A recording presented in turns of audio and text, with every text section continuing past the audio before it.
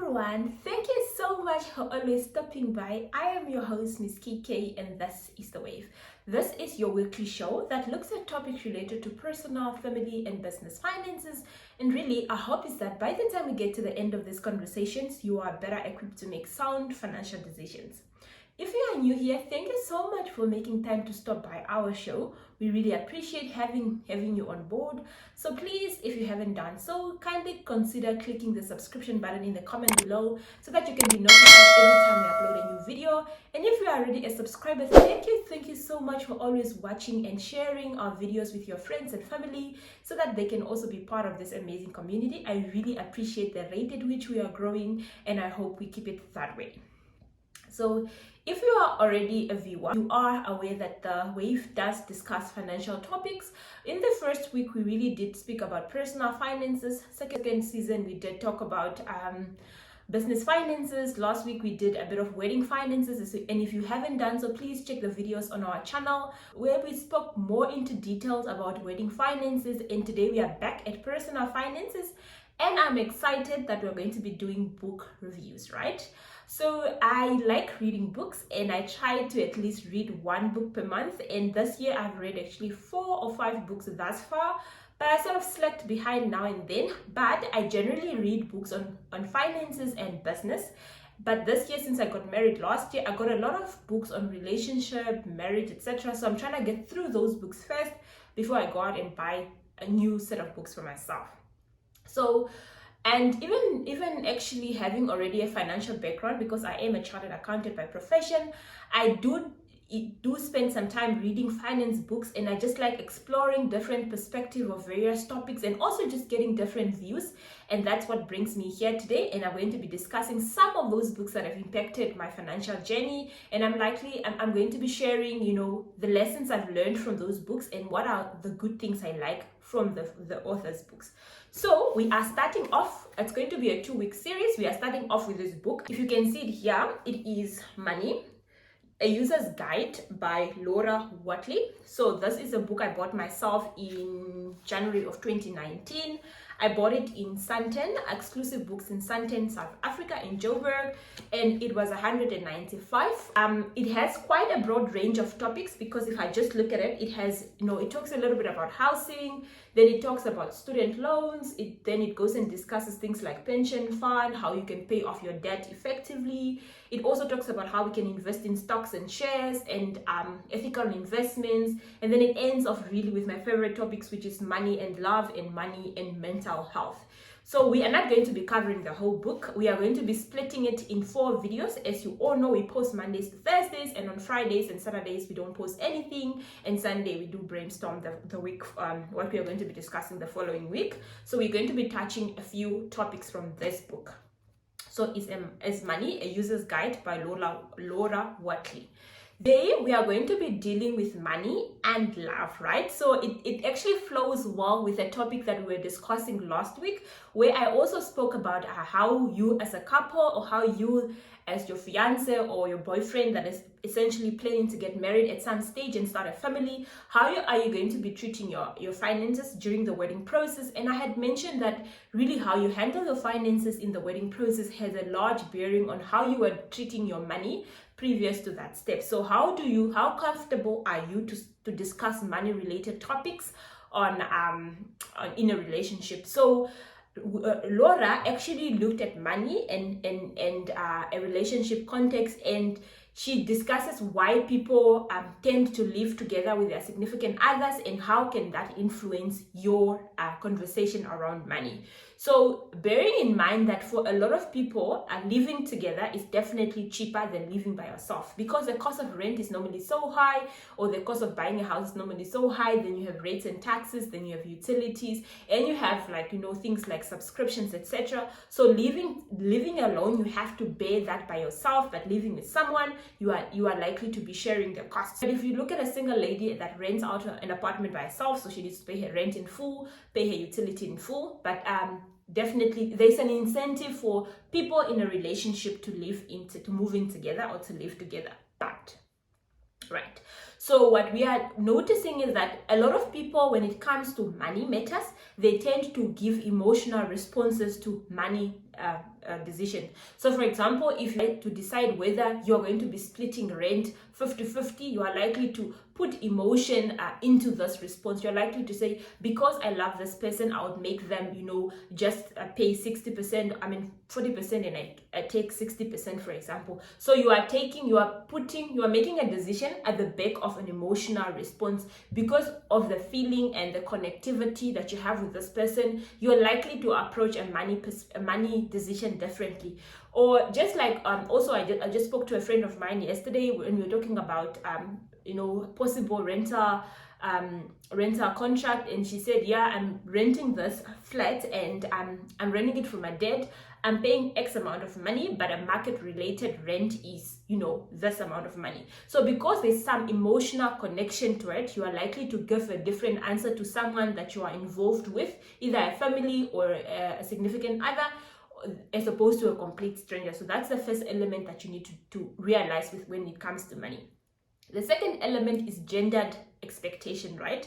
So because you are going to be moving with a significant other, take typical example, a guy and a lady, you move in, the gendered expectation is that the guy takes care of certain expenses, the lady takes care of certain responsibility. Because of that gendered expectation, your decision about money is obviously going to be flawed towards that. So if you think it's the man's responsibility to provide for the family, you might expect the man to pay the rent, pay the water, pay the electricity, whereas the lady, you probably buy the food and make the food. So that's also the one thing that you need to realize when you are speaking about money matters in a relationship context.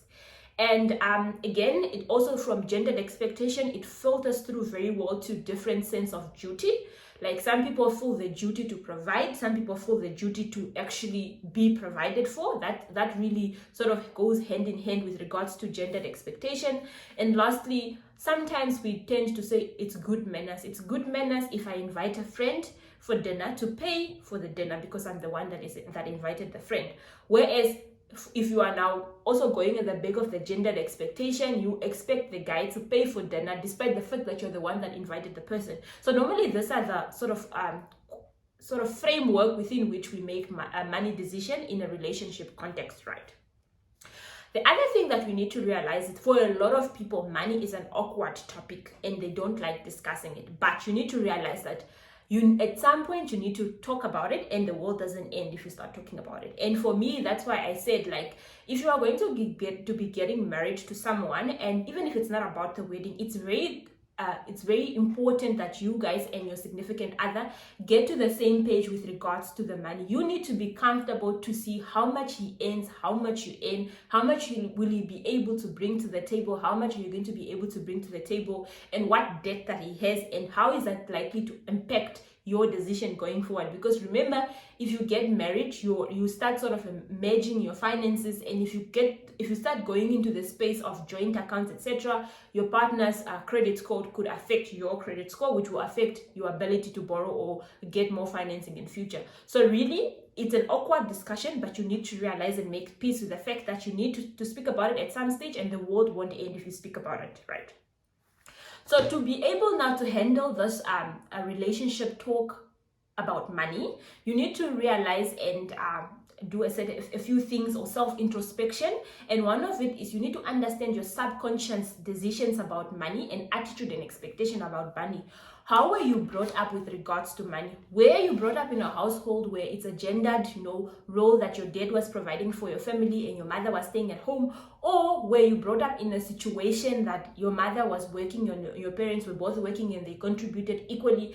Or you maybe, grew up in a orphan household, such that for you it's fine if the woman provides in the absence of a man. So your subconscious attitude towards money influences how you handle the money conversation, and it influences how you transition from a singlehood to a relationship. So if you are not able to go and do that self-introspection, you might be thinking your partner is being biased by expecting you to pay for certain meals because you are a guy in the relationship, but you're actually not recognizing the only reason why the person is expecting that is because that's all they have known from childhood memories and from the teaching they had from home. So it's good to come together, speak about it, iron your attitudes, and then decide what you're going to be picking up from where you're coming from, because obviously because you're coming from different families, you are likely to have different perception and attitude about money. So it will be very good to decide which attitude you are going to be picking and which one you're going to be compromising on.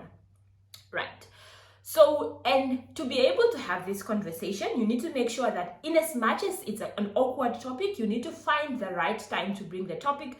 I wouldn't say go in a heated discussion on day one on a date with a guy about money, because obviously that might be a complete turn-off for a lot of people, especially the fact that the topic is already awkward and that's the first topic that you start discussing about in your relationship. So I'd say first, gauge your water. When you are comfortable in the relationship, when you can speak about a lot of things, then you need to make time to actually have this money discussion. You need to actually plan around it. You don't want to have money discussions when your friends are around, because obviously money is also a confidential topic to a lot of people. So your guy or your lady might not be comfortable to discuss her money matters with your friends around. So ideally you must plan it, and ideally it should just be the two of you.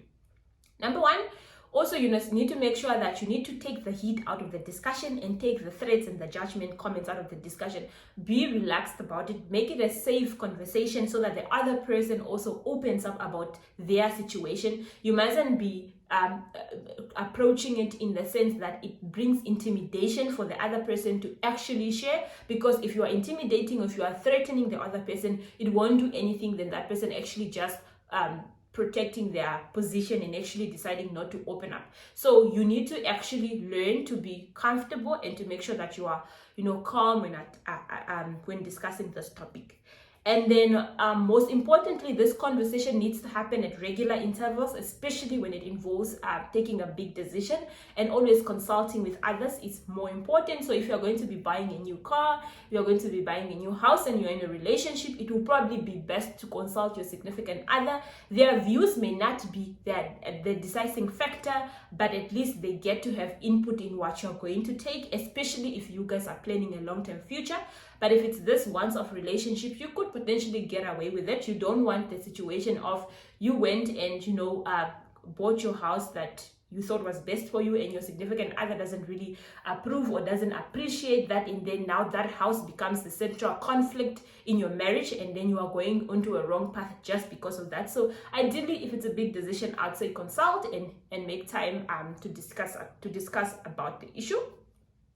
And especially if you are also in a relationship or a marriage, you need to actually think about this concept of mine, yours, ours, right? So if you're going to be making a big decision in a marriage or a relationship that is at least committed, is what you're going to be buying yours, his, or ours? Because that will make a huge difference. And in the same sense, if you're going to be having money, is it going to be my money, your money, or our money? So you need to decide on a different approach that is going to work for you. Just like I've mentioned in the wedding series, when we're spending money, there was my pot, his pot, and our pot. And in our pot, a lot of the wedding finances came from that, whereas my pot came some of the costs that are solely mine, and his pot came some of the costs that are solely his. So that is the sort of conversation that you need to be able to have in a relationship. And also, if you are going to have a joint account or a joint saving with your significant others, you need to have the conversation up front, right? In whose account are you going to be saving? Are you going to be saving in a person's account that you're going to be controlling, or are you going to actually open a joint account? And if you are going to be opening a joint account, how much contribution are you both expected to put into that saving? Is it going to be a 50-50 thing, or is it going to be a proportion, or is it going to be ad hoc? And when can that money be accessed, and who can access it? And what are some of the spending limit that will be on that joint account? So obviously you can't expect things to just fall into place. The same way your money doesn't just fall into place. If you are going to be involved with another person and money is going to be involved, you can't expect things to just miraculously happen. You need to be deliberate and intentional about it, and most importantly, you need to communicate the expectation so that you're not expecting X and the person delivers Y, right? So in conclusion, really, the author writes about ensuring that you both fully understand your finances and most importantly, you both fully understand your finances in terms of how much the person earn, how much you both earn, and what bills you will be paying and what debt that you have.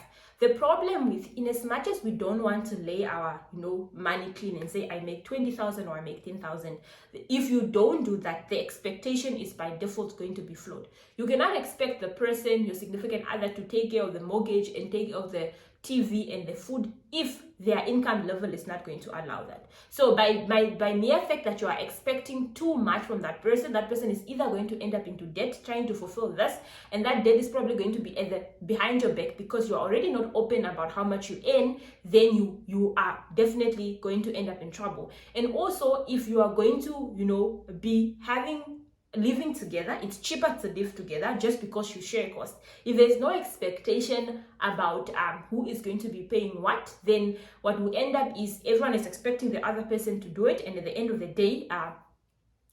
day, really nothing gets done. So really, that chapter for me from the book was really nice, and I enjoyed reading it. Obviously, this is a summarized version of the whole chapter. There's a lot more that is discussed in the book that I haven't been able to mention, but all that it comes down to, really, money in a relationship context needs to be discussed. Expectation needs to be put up front.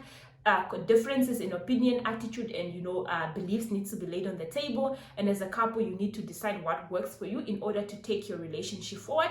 And as we all know, money is the source of conflict in many relationships, and it's unfortunately the number one the cause of divorce in many marriages. So if we want to make sure that our relationships are healthy, our marriages are healthy, we need to make sure that we are having healthy conversation around money.